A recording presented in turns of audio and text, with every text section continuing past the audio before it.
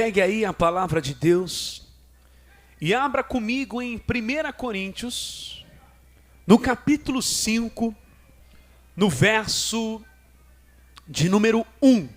Diz assim: geralmente se ouve que há entre vós fornicação, e fornicação tal, qual nem ainda entre os gentios, como é haver quem abuse da mulher de seu pai. Ou seja, tinha uma pessoa no meio da comunidade cristã em Coríntios, que estava tendo relações sexuais com a madrasta. Vamos acompanhando aqui no verso 2. Estais inchados, nem ainda ao menos vos entristecestes, por não ter sido dentre vós tirado quem tal cometeu essa ação. Verso 3. Eu, na verdade, ainda que ausente no corpo, mas presente em pensamento, em espírito, já determinei. Paulo era o líder espiritual daquela congregação. Ele diz assim: já determinei, como se estivesse presente, que o que tal ato praticou, em nome de nosso Senhor Jesus Cristo, junto vós e o meu espírito, pelo poder de nosso Senhor Jesus Cristo. Verso 5, que é o texto-chave da nossa mensagem de hoje. Seja entregue a Satanás para a destruição da carne, para que o espírito seja salvo no dia do Senhor Jesus. Talvez você já passou por esse texto aí, fez uma leitura talvez rápida, superficial, e até hoje você tem muita dúvida sobre o verso 5. O verso 5, ele divide muitas opiniões, é um texto muito polêmico, mas quando você faz aí uma interpretação total, num contexto geral da Escritura, você vai entender que fica bem simples de entender esse texto aqui no verso de número 5. Quando você lê de uma forma superficial, soa meio estranho, né? Paulo está mandando entregar esse crente que está cometendo esse ato pecaminoso, que não está arrependido pelo que está cometendo, está tendo relações com a madrasta, a igreja sabe disso, ninguém faz nada.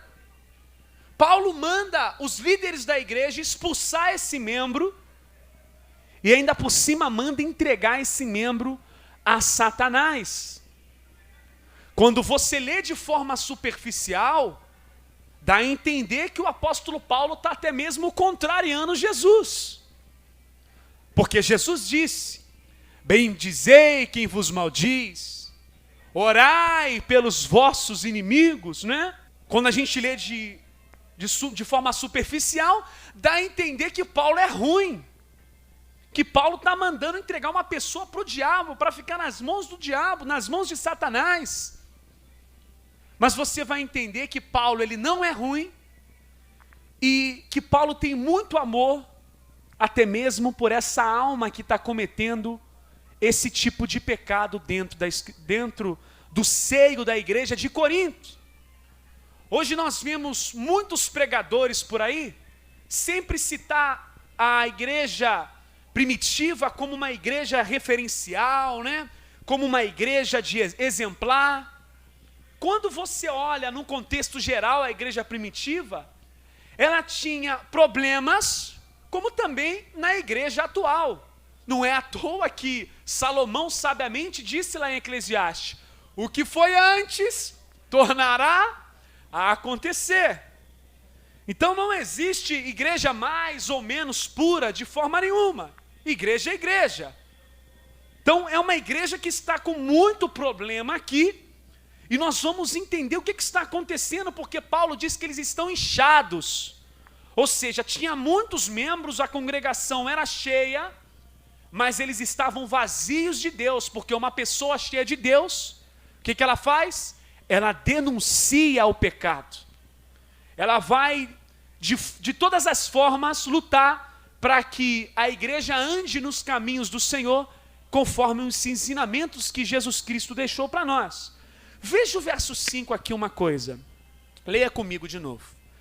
Seja entregue a Satanás para a destruição do que, amados? Da carne, né? Para que o espírito seja salvo no dia do Senhor. Existem muitos homens que querem fazer suas próprias vontades. E existe uma doutrina no mundo conhecida como a doutrina do universalismo. É uma falsa doutrina que prega que no grande dia do juízo final, todo mundo vai ser salvo, desde Hitler, Mussolini, Stalin, as pessoas que fizeram as coisas mais terríveis nesse mundo, satanistas, pessoas que blasfemaram de Deus, todos estarão naquele grande dia com o Senhor. Eles interpretam de forma errada que essa destruição da carne está ligada à morte. Essa pessoa vai morrer, mas ela vai ser salva no dia do Senhor. Olha só que legal, né?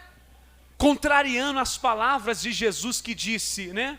Lá em João 3,16, Jesus disse: porque Deus amou o mundo de tal maneira que deu seu Filho unigênito, para que todo aquele que nele crê, ou seja, obedece os seus mandamentos, está ligado à obediência, não pereça, mas tenha a vida eterna. Perecer é sofrer com o castigo divino.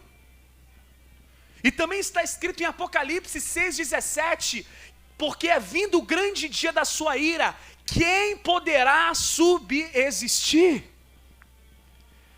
Quando você prega um negócio desse, que no final vai estar todo mundo salvo, quando você tira a noção de punição, quando você tira a noção de castigo, você dá força mais ainda para a iniquidade. Você fortalece o braço da iniquidade, o braço do pecado. As pessoas vão pensar: já que eu vou estar salvo mesmo, eu vou viver da minha vida, do meu jeito, da minha maneira. Que obediência que nada. Eu ouvi um pastor pregando por aí que todo mundo vai estar salvo. Então eu vou adulterar, né? Vou me prostituir, vou viciar em vários tipos de entorpecentes, vou fazer o que deve vou desenfrear meus desejos da carne. Essa doutrina é uma doutrina maligna. E tem outras pessoas que acreditam que essa destruição do corpo é que antes de a pessoa morrer, a pessoa está ali prestes a morrer, a pessoa vai se arrepender e vai estar com Deus. Essas duas visões estão erradas. E eu vou te mostrar a realidade aqui desse texto. O que significa ser entregue a Satanás? Quando Paulo fala isso, Paulo está mostrando que esse sujeito precisa estar fora da proteção divina e sobre os domínios de Satanás. Estando ele sobre os domínios de Satanás, a carne vai ser destruída em que sentido? Ele vai sofrer com ordem espiritual, doenças, ele vai sofrer com vícios, ele pode até mesmo sofrer com misérias, ele vai sofrer o que no ditado popular diz aí, vai comer o pão que o diabo amassou. Paulo mostra que essa passagem, Paulo diz que ele precisa ser entregue a Satanás, ele precisa ser golpeado de alguma maneira, para que essa alma venha despertar. Você sabia que tem doenças que elas são de natureza espiritual, elas têm uma ordem espiritual? Nem todas as doenças são espirituais. Tem doenças que são frutos de uma má alimentação, tem doenças que são fruto de um problema genético, tem pessoas que já nascem com deficiência, em alguns casos, pessoas nascem assim para a glória de Deus, como o próprio Senhor Jesus disse. Mas na Escritura, preste atenção, acompanha comigo lá em Números, no capítulo 12, no verso número 1. Pastor, até nos dias de hoje existem pessoas que ficam doentes por ordem espiritual, porque o diabo a tocou, o diabo colocou uma doença na pessoa. Existe amparo tanto no Antigo Testamento, como também no Novo Testamento, para mostrar essa realidade. Tem doenças que são de natureza espiritual. Isso é muito sério. Olha o que diz aí em Números, no capítulo 12, no verso de número 1. E falaram Miriam e Arão contra Moisés, por causa da mulher etíope ou cuxita, que ele tomou como esposa, né? Verso 2. E disseram, como pretexto, né? Eles disseram: porventura falou o Senhor por Moisés? Não falou também por nós? E o Senhor Deus ouviu isso. Chegou um determinado momento que surgiu uma espécie de ciúmes, por conta de Miriam, e também principalmente Miriam nesse contexto aqui, e também Arão. Eles ficaram com ciúmes da autoridade que Deus deu a Moisés, da liderança de Moisés, ao tal ponto de começar a questionar a liderança de Moisés. Moisés, será que Deus só fala por você? Deus também não fala por nós também não, Moisés? É só contigo esse negócio? Surgiu uma espécie aqui de ciúme. Surgiu uma espécie aqui também de uma amarga inveja pela autoridade de Moisés. E eles começaram a propagar isso no seio de Israel. Questionar essa autoridade ao tal ponto que você vai ver também que várias rebeliões vão acontecer também questionando a autoridade de Moisés. Rebeliões como de Datã, Corá e Abirão e muitas outras. Questionando a autoridade de Moisés, de Arão. Tem pessoas, amados, que infelizmente têm um sentimento de amarga inveja por algo que uma outra pessoa possui. No seio da nossa congregação não pode haver esse tipo de sentimento. Não pode haver inveja por questão de título. Não pode haver inveja por questão de cargo. Não pode haver inveja por questão de bem material. Se tem casa, se não tem casa, se tem mais, se tem menos. Devemos servir um ao outro em amor. Nós não podemos deixar com que esse sentimento tome o seio da congregação. A inveja prolifera. A inveja, como uma lepra, toma o ser humano. E olha só o que vai acontecer aqui. Lembrando que não é errado você questionar uma autoridade. Não é errado você criticar um líder religioso. Desde que a sua crítica, desde que o seu julgamento seja um julgamento justo. Desde que o julgamento seja honesto. Ah, pastor, mas está falando de julgar e a Bíblia diz que não pode julgar. Diz que pode julgar sim em alguns aspectos. Jesus disse lá em João 7,24. Julgai não segundo a aparência, mas segundo a reta justiça. Aqui, Miriam não está julgando com reta justiça, mas com engano. Não é errado você chegar aqui e criticar uma doutrina de um falso profeta. Não é errado você criticar aqueles que exploram a fé das pessoas usando o nome de Deus, porque a sua crítica é justa e está embasada dentro da palavra de Deus. O próprio Cristo, ele criticava os falsos mestres do seu tempo. Os profetas denunciavam. Não é errado fazer isso.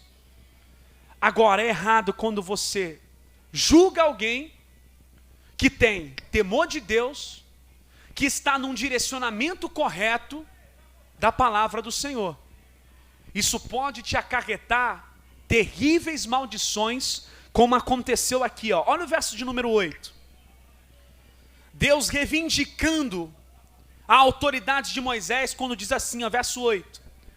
Boca a boca, boca a boca falo com ele, e de vista, não por figuras, pois ele vê a semelhança do Senhor.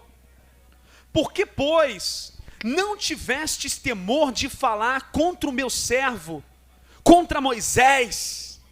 Muitos falsos profetas, eles utilizam esse texto aqui. Eles tentam achar que eles são Moisés da geração, para os membros ficarem calados e nunca criticar nenhuma ação antibíblica que eles fazem. Está errado. Você tem a obrigação como membro, você que está me assistindo tem a obrigação de examinar tudo aqui que é pregado e fazer a sua crítica, desde que ela seja justa e embasada na Escritura. Olha o que diz aqui no verso 9. Assim a ira do Senhor se acendeu contra eles. Verso 10. E a nuvem se desviou de sobre a tenda, e eis que Miriam era o que, amados? Era leprosa, como a neve. E olhou Arão para Miriam, e eis que ela estava leprosa. A carne de Miriam, ela foi afetada com uma maldição, por causa de quê? Por causa do pecado. E quando Deus dá uma ordem espiritual dessa, se atinge ela, golpeia ela com essa doença, será que é porque Deus odeia Miriam? Será que é porque Deus não ama Miriam? Muito pelo contrário. Deus ama tanto Miriam que precisou agir dessa forma. Por quê? Agora ela com lepra, ela vai ter que ficar afastada da tenda de Israel, justamente para não proliferar esse tipo de questionamento contra a autoridade de Moisés. Miriam agora vai ter que se vestir de trapo. Miriam vai ter que viver afastada de Israel. Se alguém aproximar dela, ela vai ter que gritar: sou uma leprosa. E esse período que ela vai ficar agora afastada 7 dias, é para ela refletir daquilo que ela fez de errado. Para ela refletir de tamanho pecado que ela cometeu contra Deus, questionando a autoridade de Moisés. Você nunca fez isso com teu filho? Fala a verdade. Se você ama teu filho, você vai castigá-lo. Você vai deixar teu filho de castigo. Fez isso? Entra para o teu quarto, desliga o Wi-Fi, vai ficar lá. Fica trancado até a segunda ordem. Eu me lembro, minha mãe fazia isso comigo, meu pai. Me botava em cima da cama, eu ficava lá deitado sem fazer nada, não podia fazer nada, ver televisão nem nada. Naquele tempo o maior entretenimento era a TV, era jogar videogame. E eu ficava sem nada ali, ó, só lá em cima refletindo a maldade que eu tinha feito. E eu era arteiro demais, terrível. E eu ficava lá em cima de castigo, ó, refletindo. Aquilo não fazia mal para mim, muito pelo contrário, me levava a refletir. Então dessa forma você olha até mesmo a doença com outro olhar. Porque se a doença ela tem uma ordem espiritual, vai levar a pessoa a refletir de alguma maneira. Por que o nosso sistema, o nosso organismo, ele é tão forte que, por exemplo, ontem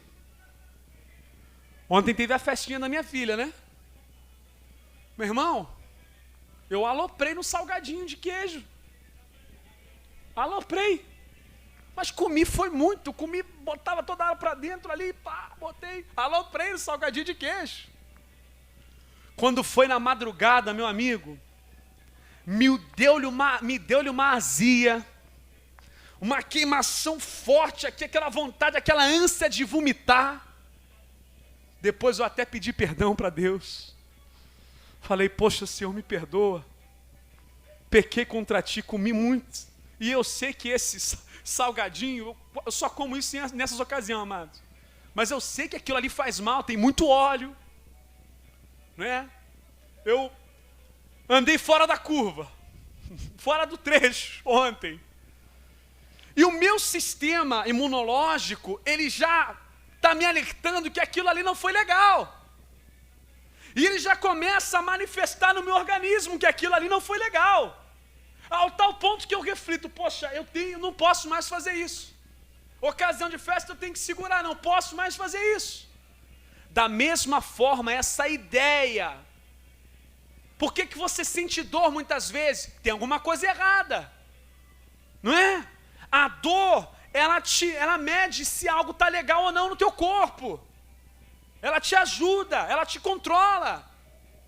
E assim também é o castigo, assim também é muitas vezes quando Deus nos corrige e nos ampara. Olha só, você sabia que lá em Provérbios 14:30 diz que um coração com saúde é a vida da carne, mas a inveja, ela é a podridão dos ossos? A inveja é a podridão dos ossos. Da mesma forma como a inveja, ela corrói o interior de uma pessoa. Por que corrói? Porque a pessoa não consegue viver a vida dela, ela tem que viver a vida dos outros. Ela passa mais tempo no Facebook olhando a vida dos outros do que olhando para os seus próprios pecados, suas próprias mazelas. Ela passa mais tempo cobiçando aquilo que é alheio do que de fato buscando crescer na vida. É como uma lepra que vai contaminando todo o interior da pessoa. Aquilo que estava exteriormente no corpo de Miriam era a revelação de como estava o interior dela. Lembra naquela passagem quando Deus fala para Moisés: Moisés, põe a tua mão sobre o peito, Moisés. Um dos primeiros sinais de que Deus era com Moisés foi esse. Moisés colocou a mão por dentro do peito. Quando ele tirou, a mão dele estava como? Leprosa. O que aquela lepra na mão de Moisés representava? O coração de Moisés. Ele tinha acabado de vir, tinha cometido um homicídio, saiu fugido do Egito, cheio de marca, cheio de dor, cheio de rancor. Era como se Deus estivesse falando: Moisés, eu preciso primeiro limpar o teu interior. Eu preciso primeiro limpar o seu interior para a gente conseguir prosseguir, Moisés. Porque bem-aventurado o coração limpo, Mateus 5:8 diz, né? Eles verão a quem? O Senhor. Olha aí, querido. Preste atenção. A doença de Miriam, ela leva agora uma reflexão. Olha o que diz no verso 11 aí. Pelo que Arão disse a Moisés: ah, Senhor meu, ora, não ponha sobre nós este pecado. Já levou a refletir sobre o pecado, né? Que fizemos loucamente e com que havemos pecado. Ora, não sejas ela como um morto que, saindo do ventre da sua mãe, tem a metade da sua carne toda já consumida. Qual é a última frase aí? Do verso 12? Toda a sua carne já consumida, para que a carne seja o quê? Destruída, como está lá em Coríntios capítulo 5, verso 5. É o mesmo texto. Essa carne destruída está ligado muitas vezes a doenças que aquela pessoa vai ter por ordem espiritual. Ora, no versículo 13, clamou, pois Moisés ao Senhor, dizendo: ó Deus, rogo-te que a cure. Gerou um arrependimento. Depois Miriam é curada, ela é limpada totalmente daquilo. Por isso que a Bíblia manda, quando tiver alguém doente, manda chamar os presbíteros da igreja. Por quê? Porque pode ser que a doença seja por ordem espiritual. Às vezes a pessoa precisa liberar perdão, está com mágoa, rancor. O ministro precisa ir lá ministrar na vida da pessoa. Pode ser que é uma doença por ordem espiritual, ele precisa pregar o evangelho para aquela pessoa, para que ela seja sarada de verdade. Primeiro, porque a pior doença que existe é a doença interior. A exterior vem depois. Mas a verdade é essa, queridos. Uma pessoa, quando vive numa prática pecaminosa, pecados que geram morte, e ela fica com aquilo ali oculto na vida dela, e mesmo assim ela continua no seio da igreja, ela não se arrepende, ela não chora diante de Deus, triste pelo que está fazendo, ela sente prazer no pecado, sente prazer naquilo, continua no seio da igreja, no oculto, no secreto, fazendo e aprontando. vai chegar uma hora que esse pecado ele vai ser exposto. Se muito uma pessoa guarda um pecado de estimação e não se arrepende, a única forma de Deus talvez trazer essa pessoa de volta é expondo o que ela está fazendo para o público. Expondo ao público, ela vai cair em si do que ela está fazendo, da maldade. Você lembra Davi? Davi descansando da guerra, passeava pelo seu terraço, quando ele avista uma mulher tomando banho, concupiscência dos olhos. Ele avista uma mulher tomando banho, conhecida como Betseba, uma mulher belíssima. A mulher estava nua. Do terraço, né, ele consegue olhar melhor lá de baixo, e ele prendeu os olhos nessa cobiça, ao tal ponto que ele chama essa mulher para ficar com ele. Ele se deita com essa mulher, e ele tem tanto prazer com essa mulher, ao tal ponto de engravidá-la. E aí, sabe o que ele faz? Ele começa a tentar ocultar e esconder o pecado. Essa mulher era esposa de um dos seus soldados, chamado Urias. Quando Urias volta para a guerra, a mulher já estava com o bebê na barriga. E aí, Davi chama esse soldado para a casa dele. Começa a conversar com Urias. Urias estava preocupado com a arca do Senhor. Estava com a cabeça para a guerra, não estava com a cabeça naquele momento para a família. E aí Davi começa a embebedar Urias.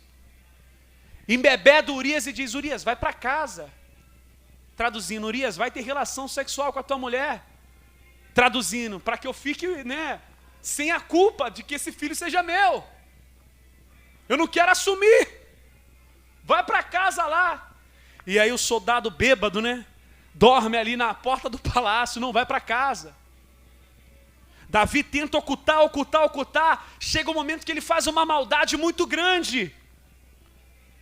Ele diz: coloco Urias na frente de batalha. Quando chegar o momento da batalha, vocês se retiram e deixam ele sozinho morrer. E nós tínhamos Joabe, que obedecia na risca tudo que Davi falava. E Urias vai morrer ali, queridos. Urias vai morrer. Ele adultera, comete um homicídio. Se você está com pecado de morte no oculto e no secreto, achando que ninguém vai te ver, achando que ninguém vai notar isso, achando que ninguém vai perceber, já fique aqui um alerta para você. Vai ter uma hora que isso vai ser exposto. Vai ter uma hora que isso vai ficar aos olhos de todos e vai ser muito vergonhoso. Essa mensagem já é uma mensagem para te levar ao arrependimento. Porque Deus não quer que você seja envergonhado, mas se Ele precisar te envergonhar, Ele vai te envergonhar porque Ele te ama para salvar a tua alma, para salvar a tua vida. Ah, mas poxa, Deus está me tentando. Deus não tenta ninguém, está escrito lá em Tiago, no capítulo 1, verso 3. Não diga, sou de Deus, sou tentado. Cada um é tentado pela sua própria concupiscência. E aí depois de você ter praticado, vai ficar tudo na mente, né? Mas vai ter uma hora que a tua mente está tão alimentada com o pecado, que você vai querer consumar o pecado. A partir do momento que você consome isso no oculto, é como se tivesse um bebezinho concebido. Está lá em Tiago isso, um bebê, é como se fosse uma concepção dentro do teu interior. No início, não dá para perceber. Mas depois, meu irmão, vai ficando bem exposto. Chega uma hora que dá à luz aquela coisa horrível. Por isso que Paulo, ele fala isso lá na palavra, para que seja entregue a Satanás, ou seja, ele vai estar sobre os domínios do inimigo, e por aí vai. Nós temos vários exemplos, amados, de pessoas que ficaram doentes por ordem espiritual. Tem um exemplo de Jó, por exemplo. Jó, ele não pecou contra Deus. O caso de Jó foi totalmente diferente. Jó era um homem temente a Deus, desviava-se do mal, era reto, era justo, ao tal ponto que Satanás diz o seguinte, Jó capítulo 2, melhor no verso 4, olha só o que diz em Jó capítulo 2, no verso 4, então Satanás respondeu ao Senhor e disse, pele por pele, e tudo quanto o homem tem, dará pela sua vida. Estende, porém, a tua mão e toca-lhe nos ossos e na carne, e verás se não blasfema de ti na tua face. Jó pediu a Deus, Satanás foi até Deus, pediu uma autorização para tocar, para golpear a carne de quem? A carne de Jó. Esse caso é um caso, surpreendente, porque Jó não cometeu nada de errado, e mesmo assim Deus permitiu isso acontecer na vida de Jó. Mas Jó, ele fala algo muito profundo lá no capítulo 42, eu vou falar aqui para você no verso 2, ele diz, bem sei que tudo podes e nenhum dos seus pensamentos pode ser impedido. No verso 5 Jó diz, antes eu conhecia só de ouvir falar, mas agora os meus olhos te veem. Por incrível que pareça, Deus permitiu Jó sofrer na carne, sem causa nenhuma, para que Jó pudesse ainda mais enxergar Deus, estar mais ainda próximo de Deus. É muito profundo, amado, as escrituras sagradas. Vamos voltar comigo lá em 1 Coríntios, já que você entendeu que para que a carne seja destruída, não está ligado à morte da pessoa, mas está ligado a coisas destrutivas que vão acontecer na vida dela, seja uma doença, seja miséria, seja coisas que o inimigo faz quando está uma vida em suas mãos. Vamos comigo lá de novo em 1 Coríntios, no capítulo 5, no verso de número 5. 5. Seja entregue a Satanás para a destruição da carne, para que o espírito seja salvo no dia do Senhor. O que vai acontecer? A pessoa de alguma forma ela vai sofrer tanto na carne, que pode ser que ela se arrependa e seja salva. Você vê um exemplo desse na parábola do filho pródigo, por exemplo.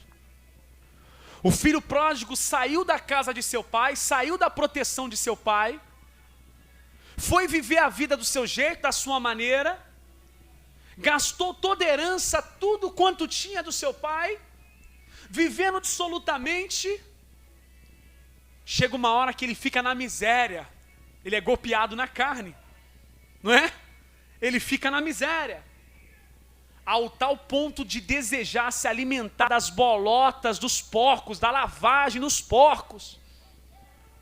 Judeu não se alimenta de porcos. Judeu sabe que a lei de Deus mostra que porco é um animal impuro para se alimentar. Só que Jesus na sua parábola mostra que ele estava desejando não alimentar-se do porco, mas das bolotas dos porcos. O que isso mostra? Que ele está agora numa situação deplorável, que ele está agora totalmente golpeado na sua carne. E sabe o que vai acontecer no verso 17 lá de Lucas capítulo 15? Ele vai cair em si, depois de tudo aquilo ele vai cair em si. E no verso 18 ele vai se levantar e vai lembrar do Pai, vai se lembrar de Deus. É muito melhor uma pessoa ser golpeada na carne para refletir do mal que está fazendo, do que sua vida continuar do mesmo jeito, e pecando, achando que está tudo certo. É muito melhor, porque esse é o carinho que Deus tem pela pessoa.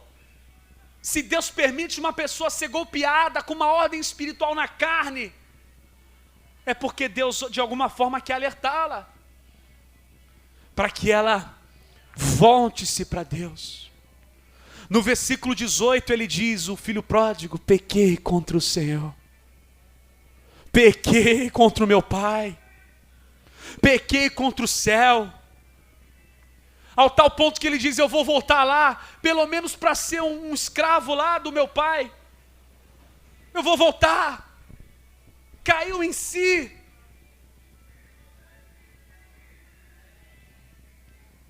Talvez, se você não está caindo em si por bem, pode ser que você caia em si por mal. Não queira cair em si por mal não, querido. É muito doloroso. Pega o exemplo de Davi. Você acha que Davi ficou impune? A casa dele sofreu, o filho dele foi golpeado. A casa dele nunca mais foi a mesma depois que ele cometeu tamanha atrocidade contra Deus.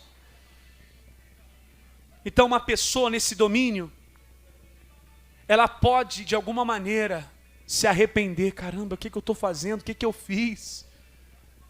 E aí pode ser que ela seja salva no dia do Senhor. E o que representa esse dia do Senhor? Atos capítulo 2, no verso 20.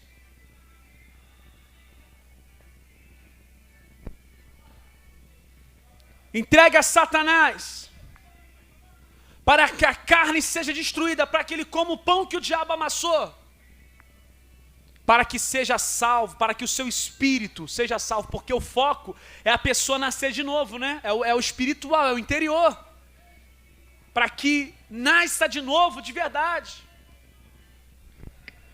O sol se converterá em trevas, e a lua em sangue, antes de chegar o grande e glorioso dia do... Esse dia do Senhor está ligado ao juízo final. Porque se uma pessoa que foi golpeada por Satanás, de fato, se arrepender, ela pode ser salva. Mas uma coisa é certa, horrenda coisa é cair nas mãos de quem? Nas mãos do Senhor. Horrenda coisa é cair nas mãos do Senhor. Na mão do diabo Deus tira, mas das próprias mãos do Senhor, se blasfemar então contra o Espírito de Deus, aí ninguém pode tirar, meu irmão. Aí é caso irreversível, como está escrito lá no livro de Hebreus capítulo 6. Vamos nos colocar de pé, povo santo.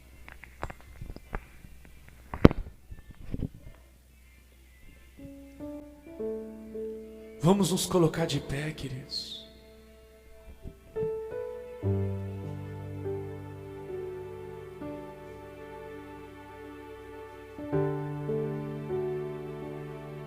Paulo não era ruim, não. Ele amava os irmãos. Só que a comunidade cristã não podia continuar com uma pessoa que estava cometendo aquele ato e estava como se tudo fosse normal. Não era normal. Aquele membro estava influenciando negativamente os irmãos da igreja. Os irmãos da igreja poderiam pensar: já que ele está fazendo isso, a igreja aceita, então vamos fazer também. Tanto é que Paulo fala: poxa, vocês não se entristeceram, não? Porque a pessoa está cometendo esse ato, está tendo relação sexual com a madrasta, e vocês não estão fazendo nada. Vocês não ficam tristes, não. Vocês estão inchados. Vocês estão a igreja está cheia, mas vocês estão vazios. Vocês estão inchados de gente, mas vazios no interior.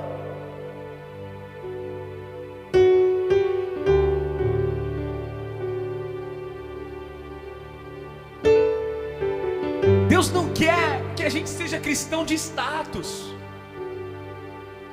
Deus não quer que nós sejamos cristãos apenas para tirar uma selfie e botar no Facebook. Deus não quer. Deus quer os que adoram em espírito e em verdade.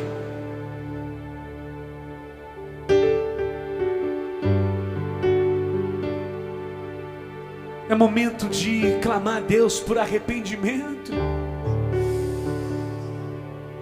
Aí onde você está, junte-se a nós em oração de arrependimento mesmo, para que isso não seja exposto. Porque o problema não é quem denuncia o escândalo, o problema é por onde vem o escândalo, querido. Hoje as pessoas querem sempre culpar aqueles que denunciam o escândalo, e querem sempre colocar como inocente da onde veio o escândalo, da onde saiu o escândalo. Ai daquele da onde veio o escândalo, não daquele que denuncia. Alguém denunciou o escândalo para Paulo. Alguém chegou para Paulo, algum cristão verdadeiro chegou para Paulo: Paulo, está acontecendo isso aqui na igreja, está acontecendo isso, Paulo. Paulo era o líder espiritual, ele manda uma carta: eu estou aí em espírito, hein? Eu estou com vocês em espírito aí. Eu não quero que vocês continuem do mesmo jeito, não. E aí, sabe o que Paulo diz?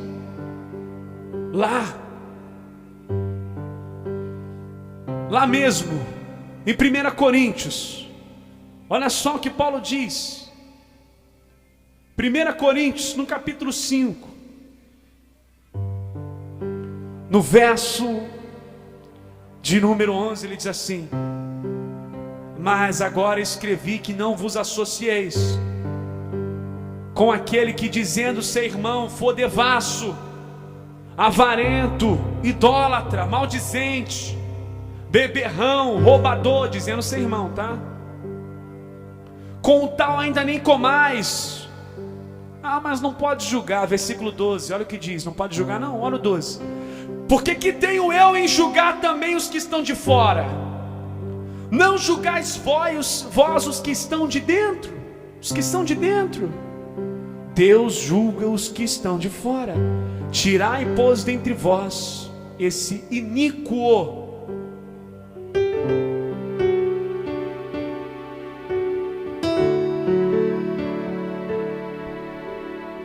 Não pense você que ouvir um louvor vai purificar a tua alma só, não. Tem que se arrepender dos pecados.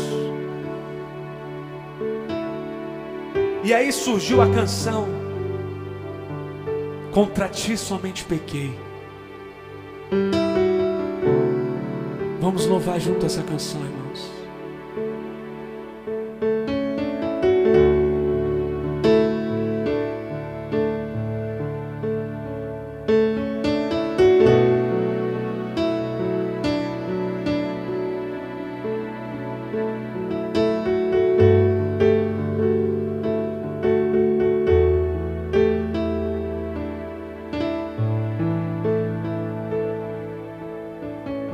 Presta atenção nisso.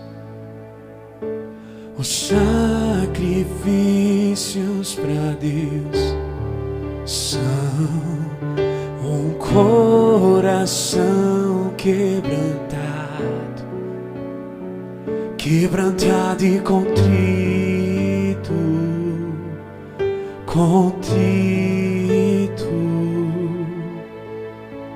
Ouve a minha oração de todo o meu coração, pois sei que tu amas a verdade no íntimo.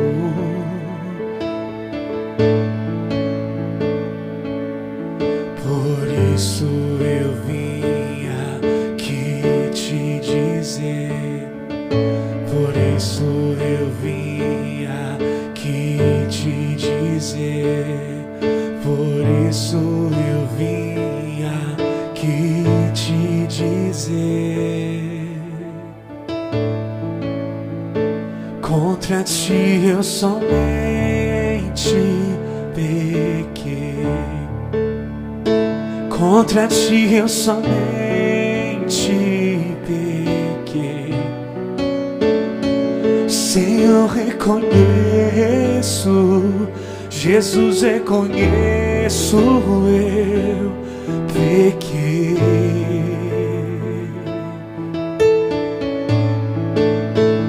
Contra ti eu somente pequei, Senhor. Contra ti eu somente pequei, meu Pai. Ora a Deus na canção. Senhor, reconheço, Jesus, reconheço eu pequei.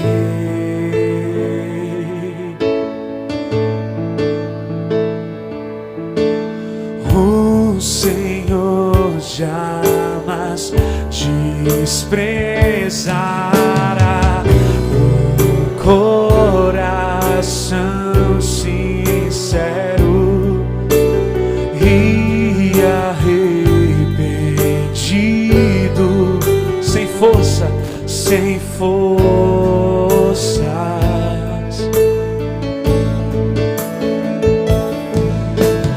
O Senhor jamais desprezará um coração sincero e arrependido, sem forças, sem forças.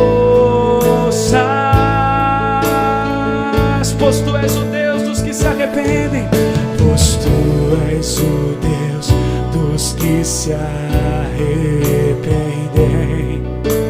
Tu és o Deus dos que se arrependem, pois tu és o Deus dos que se arrependem.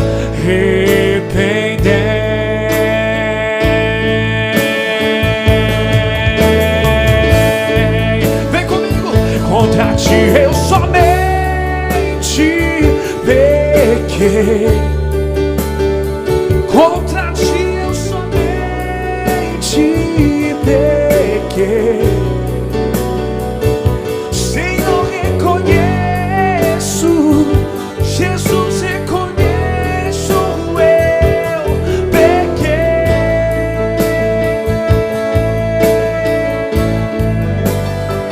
Contra ti eu somente pequei. Contra ti eu somente, Senhor, reconheço, Jesus, reconheço eu pequei.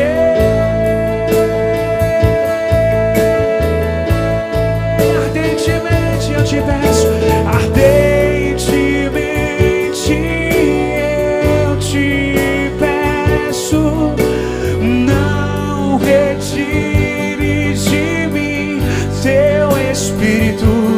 Eu dobro os joelhos do meu coração e imploro tua amizade, Senhor. Ardentemente eu te peço, não retire de mim, Senhor. Eu dobro os joelhos do meu coração e imploro tua amizade.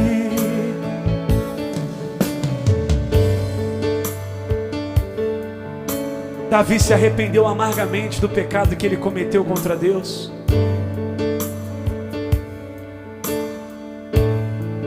E Davi não estava apenas preocupado com a sua coroa, querido. O maior medo dele era de perder a habitação do Espírito Santo. No Salmo 51, essa canção é inspirada no Salmo 51, como ela também é inspirada na oração que Manassés fez a Deus. Ambos pecaram gravemente contra o Senhor, mas houve arrependimento. Davi dizia: não retires de mim o teu Espírito. É o bem mais precioso que a gente tem na terra, irmãos. é mais precioso do que os nossos filhos, mais precioso do que as posses, tudo que há nesse mundo. O Espírito Santo é o bem mais precioso dado a nós por Jesus Cristo, amados. A preocupação de Davi era essa. Sabe por que Davi ficou tão preocupado? Davi já tinha perdido um filho por causa do seu pecado. Ele dizia: não retire de mim o Espírito. Ele dizia: cria em mim um coração novo, cria em mim um coração puro, renova um espírito inabalável. Contra ti somente pequei. Ele dizia isso na sua oração. Davi era tão quebrantado que ele faz questão de escrever a sua confissão. Ele faz questão de tornar público aquilo que muitas vezes escondeu. Porque o coração, quando está arrependido, a pessoa mesmo confessa e deixa. Então vamos cantar ardentemente, eu te peço. Ardentemente eu te peço, não retires de mim teu Espírito. Eu dobro os joelhos do meu e imploro tua amizade, Senhor. Ardentemente eu te peço, não retires de mim teu Espírito. Eu dobro os joelhos do meu coração e imploro, Senhor, a tua amizade. E imploro, Senhor, a tua amizade. Imploro, Senhor. Jesus disse: eu não chamo vocês mais de servos, chamo vocês de amigos, porque tenho mostrado tudo que tenho recebido do Pai. Amém. Que o Senhor te abençoe e te guarde, meu irmão. Que o rosto de Jesus resplandeça na tua vida e que te dê muita paz. Que a graça do nosso único, suficiente, exclusivo e eterno Salvador querido seja com você. Amém.